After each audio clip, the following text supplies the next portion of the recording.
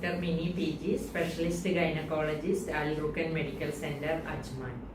Today we can discuss about the menstrual irregularities in teenagers.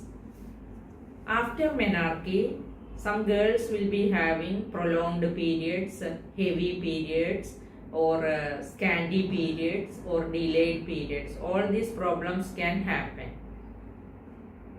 Actually, uterine endocrine axis is there for to get the menstruation. That is, uterine lining endometrium is under the control of hormones from ovaries, thyroid gland, pituitary gland, and hypothalamus.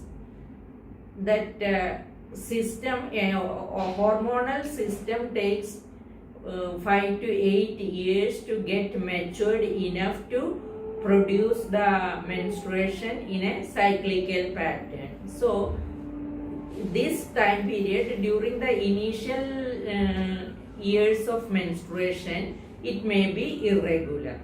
So that hormonal system axis, hypothalamus, pituitary, ovarian, uterine axis takes time to get mature enough to produce a regular menstruation.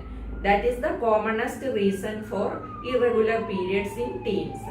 It may be due to other problems like polycystic ovarian disease, endometrial hyperplasia, endometrial polyp, fibroid uterus, or other hormonal changes. All these can cause menstrual irregularities. If a girl is having menstrual irregularity, we have to rule out pathological cause for the menstrual irregularity. So consult with a gynecologist. Ensure that your daughter or girl is having a proper uterus, hormones level normal, then hemoglobin normal, no other blood clotting factors and platelet count, everything normal, we have to ensure.